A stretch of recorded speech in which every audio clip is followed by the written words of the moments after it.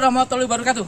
Kita bersama dengan Buning, dia kasih rehabilitasi dan rekonstruksi, dan juga PLT apa Bu? Kasih kedaruratan dan logistik. Dia berada di desa Pojok, tepatnya di tempat yang paling parah banjir kemarin. Dia bersama tim membersihkan dan menunggu gubernur datang. Oke Buning, sudah berapa hari Buning di sini? Saya sejak malam kejadian tanggal 16 itu sekitar jam 9 saya sudah ke lokasi sama teman-teman TRC Pusdalop untuk mengevakuasi orang yang terdampak banjir. Di sini. Kemarin malam itu sudah saya di sini, posisi rencana karena berdasarkan laporan dari teman kita yang punya wilayah di sini, itu banjirnya itu luapannya air terlalu tinggi.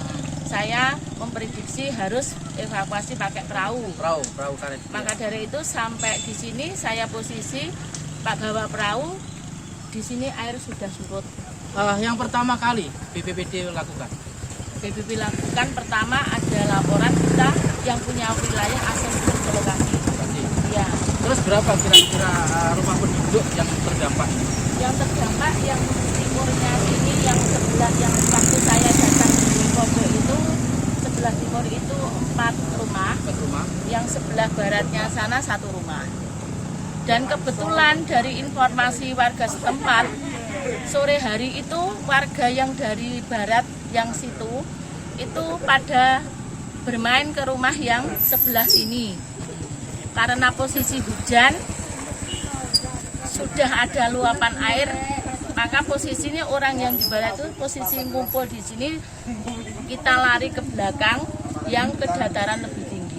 Rumah yang di belakangnya. Bantuan dari BPBD sementara ini malam itu saya mengkondisikan, saya telepon ke kantor teman-teman yang ada di pos induk di BPBD, saya suruh mengirim sesuai kebutuhan saat itu juga. Orang pengungsi pertama selimut, yang kedua paket sandang, kebetulan ada balitanya saya kasih family kit, dan yang keempat itu matras tikar untuk tidur. Untuk sembako?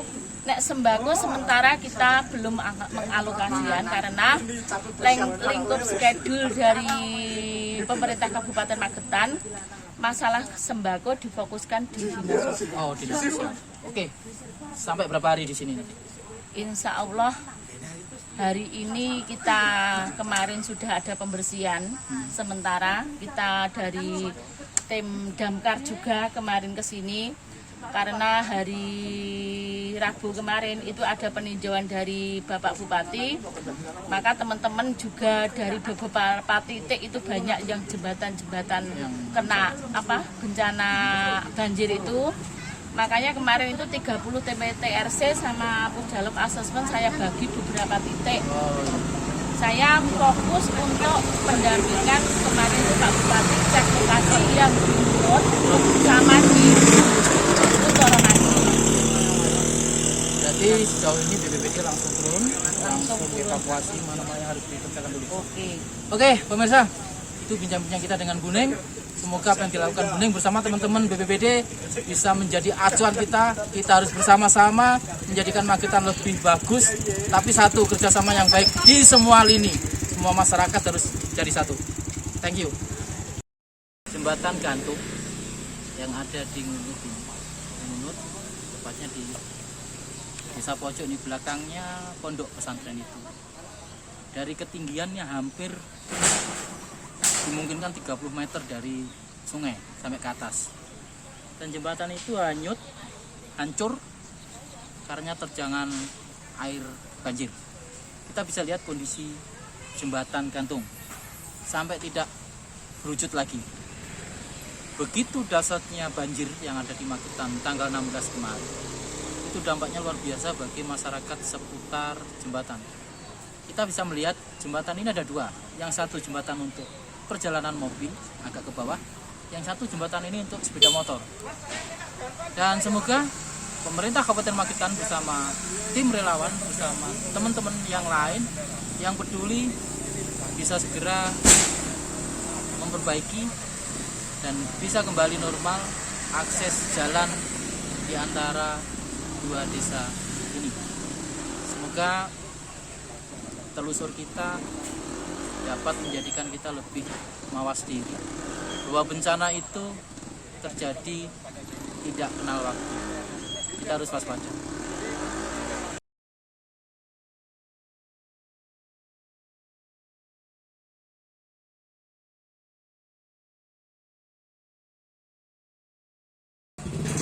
Pemirsa bisa melihat ini batas air sungai, air banjir kemarin itu sampai ke dari lantai rumah ini 1 meter lebih, ini bisa sampai ke dada. Ini sudah termasuk tinggi. Nanti kita lihat yang lain sejauh mana kerusahan-kerusahan yang terjadi banjir tanggal 16 bulan 3 2021. Yang terdampak di area yang banjir. Semuanya jiwanya 49. Ini yang rumah kanan kiri sungai ya? Kanan kiri sungai 49 orang. Jumlah rumah yang terendam 12 orang yang orang yang mengungsi 12 rumah, terus 2 rumah kosong. Terus yang 2 rumah tidak mengungsi, jadi semua rumah 16. Kira-kira kerugian material Semuanya hampir berapa? 762, 780. pemirsa 762 juta 780. Ini kerugian material yang di Desa Pojok. desa pojok yang kondisi banjir. Kita dengan Mbak Lurah ini. Oke Mbak Lurah, waktu malam kejadian itu apa yang dilakukan terutama perangkat desa? Yang dilakukan ya membantu yang di Evakuasi. sungai ya suruh. Tapi kan di sini kan yang di barat sungai itu jadi ya telepon sama rumah ya rumahnya sana, terus bahkan telepon ke BPBD, jadi terus hari untuk bersih-bersih minta bantuan damkar. Oke, bantuan dari pemerintah Kabupaten Magetan apa saja yang sudah diterima? Sembako?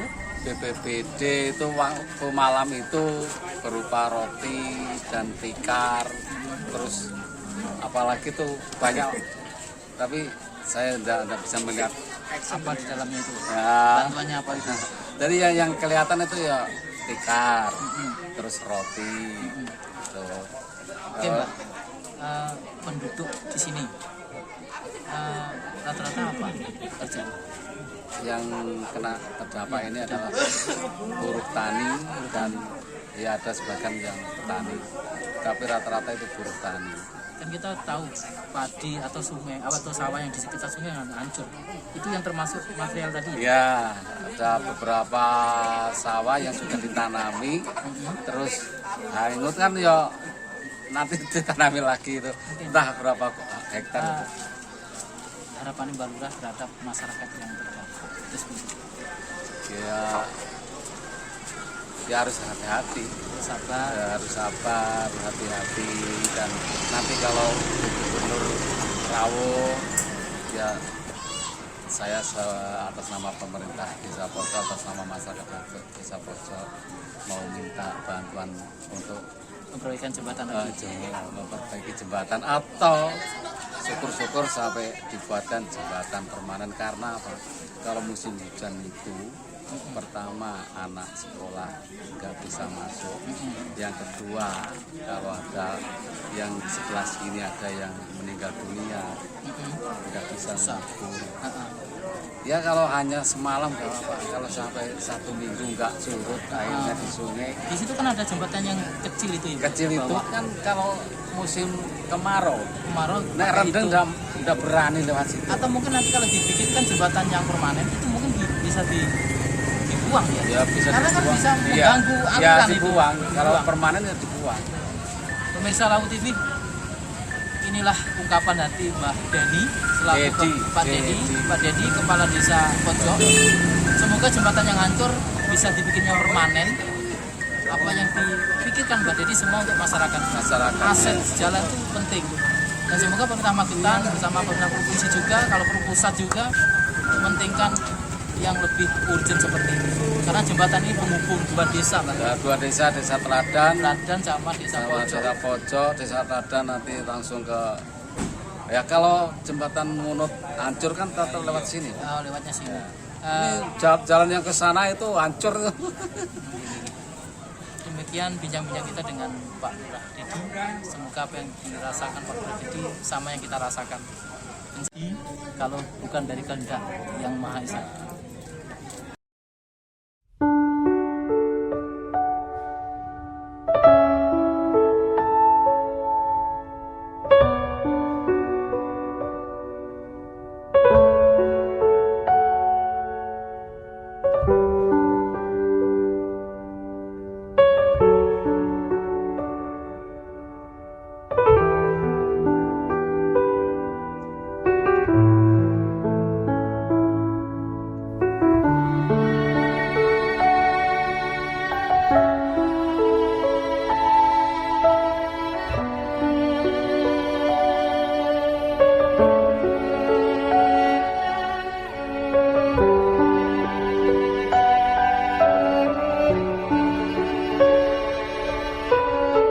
Apa aja yang sudah diberikan Tagana, terutama di ke masyarakat terdampak? Tagana mulai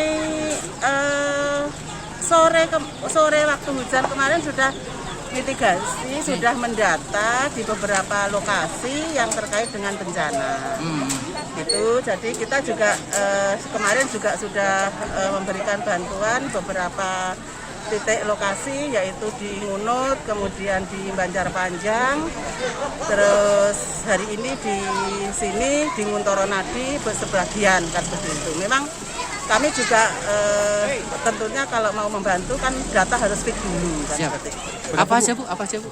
Saya ada sembako itu di beberapa titik, tapi khusus untuk di lokasi ini ada tikar, ada tikar, kemudian nanti kita lihat dulu, ada kasur, kalau memang ada yang butuh alat dapur tentunya kami akan membantu. Kita masih mendata dulu kira-kira apa sih yang dibutuhkan. Tapi kalau tikar 13 kakak semua sudah diberi.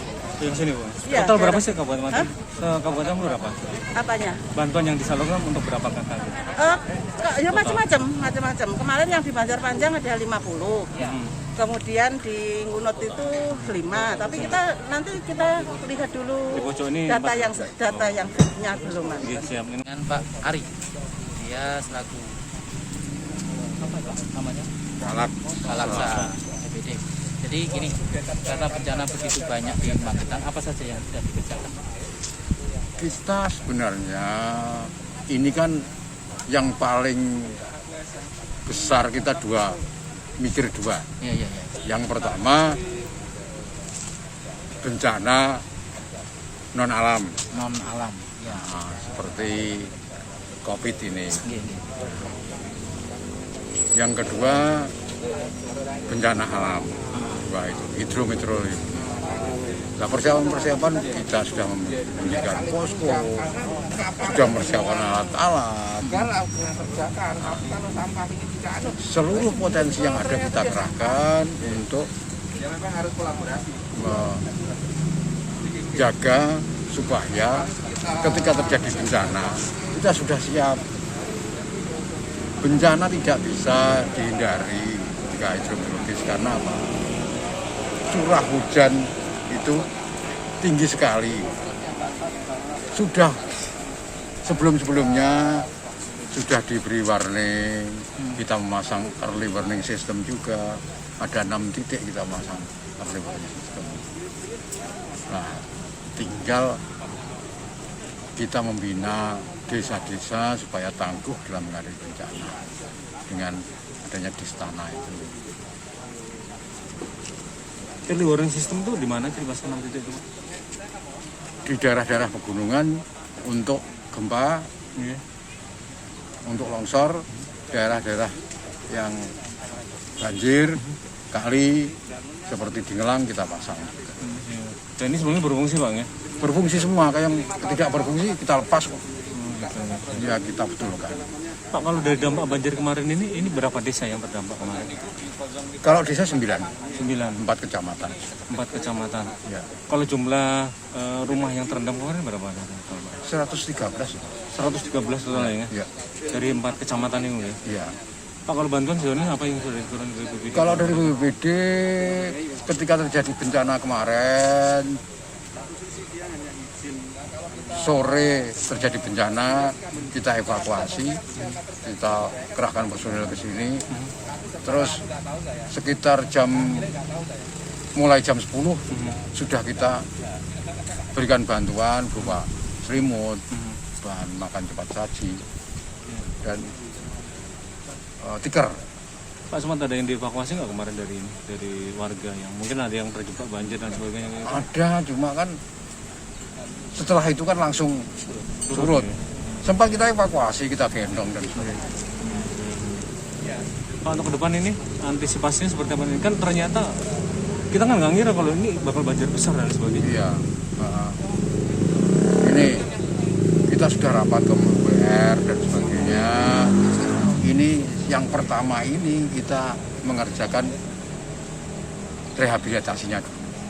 Nah, setelah rehabilitasi selesai ini, kita akan memikirkan bagaimana supaya kalau terjadi bencana kita itu tangguh. Itu yang penting, baik dari segi SDM-nya maupun sarana prasarana yang ada. Yang kita dengan Pak Ari, semoga Pak Ari tambah sehat, tambah semangat, bencana itu tidak terduga. Menurut maaf pembatannya dari dua hal tadi saya sudah menyampaikan statement, sehingga pada saat ini saya rasa kami cukup menyampaikan statement ataupun pernyataan yang kaitan dengan jembatan yang ada di Minot ini. Yang pertama, ketika kami melihat dan menyaksikan secara langsung bersama kawan-kawan Komisi D, dan kemudian di sini juga ada Pak Kadin PUPR, kemudian ada kawan kami dari Perkim, juga dari LH, kemudian juga dari BPBD. Ada beberapa hal yang kami temukan, salah satunya adalah kaitan dengan beberapa hal itu tadi, ada salah satunya adalah kaitan dengan sampah. Yang kedua adalah kaitan dengan sungai ini, Mas. Sungai ini artinya ada sebagian di sebelah kiri saya ini, sepadan sungai ini ada bangunan. Kami perlu mempertanyakan bahwa bangunan ini miliknya perorangan, atau ini merupakan milik daripada gas. Ini yang pertama. Yang kedua, di sini juga ada bangunan, yaitu bangunan pabrik. Barangkali pada waktu dulu ini cukup menghambat adanya laju air. Ini juga berpengaruh. Pilar jembatan pada waktu dulu, dan saya rasa ini juga perlu dirobohkan, kemudian dinormalisasi sehingga kaitan dengan muatan terhadap air yang ada di sungai ini nanti bisa terpenuhi, kan seperti itu, bisa muat, artinya lancar. Ya, itu yang pertama. Yang kedua, kami juga melihat kaitan dengan kerusakan jembatan, putusnya jembatan ini saya rasa juga tidak sebegitu parah. Tadi kami sudah ngobrol dengan Pak Kepala Dinas yang intinya tidak lain dan tidak bukan sanggup menyelesaikan dalam waktu yang relatif singkat, yaitu kurang lebih kisaran waktu 2 minggu. Karena ini merupakan jalan pokok dan jalan utama. Kami sependapat dan kami sangat mendorong agar ini nanti segera mungkin diselesaikan dalam waktu kurang lebih sekitar 2 minggu. Pak, total berapa sih Pak jembatan yang rusak selama banjir? Jembatan yang rusak ini ada 7 jembatan, dan kami juga ingin menyampaikan pula kepada Pak Kadin, Pak PUPR, Kadin PUPR, di bawahnya ini Pak Kadin, ini juga ada jembatan yang ini juga masuk kategori riskan. Jadi kita juga harus menyaksikan ke sana secara bersama, kemudian mengantisipasi agar tidak terjadi roboh ataupun patah seperti yang ada sekarang ini. Sehingga bahasa mengantisipasi, mencegah itu menjadi hal yang lebih penting. Pak, kalau bangunan ini pabrik ini pasir atau penimbunan pasir atau gimana, jual pasir nggak sih? Iya, pasir. Gitu. Kalau ini kayaknya usaha dari warga masyarakat pribadi, Mas. Cuman apakah kemudian ini bentuknya ada stone crusher ataupun penimbunan pasir ataupun pencucian pasir, pastinya kami belum bisa menyimpulkan. Tetapi yang jelas di sini ada tumpukan material yang cukup banyak, yaitu kaitan dengan pasir. Barangkali ini bisa masuk kategori cuci pasir ataupun kaitan dengan pecah batunya ya, untuk mengubah menjadi pasir batu-batu. Artinya bangunannya menghambat aliran air gitu? Bangunan, ya, kalau ini masuk kategori sepadan sungai, secara otomatis debit air ini bisa menjadi berkurang. Dan ini sekali lagi perlu ditertibkan. Bersama Mas Hindu, ini salah satu warga dan pengurus pondok yang ada di sini, yang tahu betul awal air buah itu keluar. Bisa diceritakan Mas? Bismillahirrahmanirrahim. Alhamdulillah pada saat itu air mulai naik itu habis maghrib. Jadi habis maghrib air sudah mulai naik. Habis isya posisi tinggal setengah meter dari jembatan gantung. Setengah Meter dari jembatan Isya gantung. itu ya? Isya, posisi isya Jembatan gantung yang hancur ini yang ya? hancur itu. Terus kami habis ngaji dari teman-teman pondok pasca Abah Sedo itu. Iya. Terus kami cuman melihat itu masih setengah meter, kita masuk rumah sebentar, begitu keluar lagi jembatan sudah hilang. Terus air itu sudah melaju ke jalanan itu kira-kira sudah 5 meter dari mulut sungai. Jadi sudah ngalir ke arah timur sana. Terus yang barat ini sudah habis semua sampai sini. Terus perkembangan air sampai kira-kira jam 9 itu air sudah deras sekali dan rumah-rumah itu sudah dikosongkan. Ada 8 rumah di sebelah timur dan 4 di sebelah barat sungai. Kepanikan Penduduk pada saat itu yang 8 rumah itu mereka hanya bisa yang dievakuasi pertama itu sapi diselamatkan. Sepeda motor ada 3 sepeda motor yang terselamatkan, selebihnya tidak ada. hilang. Semua sepeda motor posisi di rumah semua. Oh, di rumah. Semua barang-barang semua di rumah. Uh-huh. Terus tengah-tengahnya airan itu ada yang rumahnya hancur. Sisi sebelah kanan itu hancur. Terus kalau yang di sini malah kandang beserta kambingnya hilang. Nah, Hilang. terus kepanikan itu yang sebelah timur sudah bisa terevakuasi, aman, istilahnya warganya aman, secara jiwanya aman. Nah, ada berita lagi yang di sebelah baratnya sungai ternyata ada 15 orang yang terjebak dengan kedalaman air sepinggang. Padahal itu posisi rumah yang paling tinggi. Rumah paling tinggi. Jadi kalau jalanan ini kira-kira ya 1,5 sampai 2 meteran lah ketinggian airnya. Nah, terus akhirnya teman-teman dari BPBD datang di sebelah sisi timur jembatan, di sebelah sisi timurnya sungai, mau menurunkan perahu karet. Cuman yang ditakutkan pada saat itu kan aliran listrik di jembatan kan masih ada, masih hidup posisi dari tiang listrik utama. Nah, itu akhirnya saya berinisiatif untuk ngajak teman-teman jalan muter karena air sudah mulai surut, setengah 11-an malam sudah mulai surut. Terus mengevakuasi yang 5 orang itu, 15 orang kan itu. Ada 2 jembatan, kenapa ini yang di bawah ini untuk mobil? Iya. Oh, Yang bawah itu untuk mobil. atas untuk pejalan kaki, sepeda motor bisa gitu. Betul. Oke Mas Hindu, apa yang dilakukan pondok terutama kan dekat pondok? Iya. Pondok pada saat itu memang kita menyiapkan tempat untuk evakuasi. Jadi kalau memang membutuhkan pondok untuk evakuasi, kita siapkan gerbang pondok, kita buka.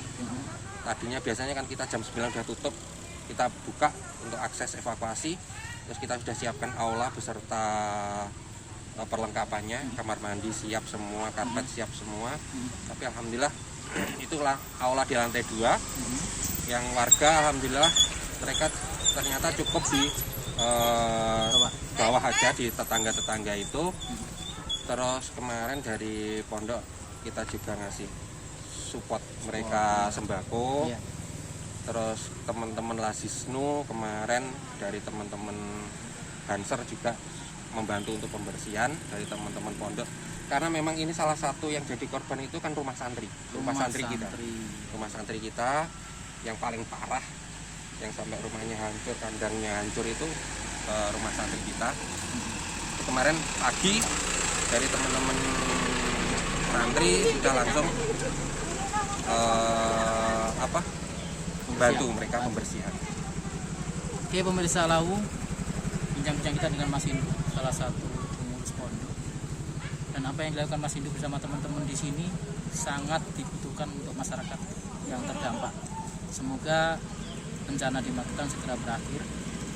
Dan satu, monggo saling berbagi, saling bekerja sama untuk Magetan yang tercinta. Wassalamualaikum warahmatullahi wabarakatuh.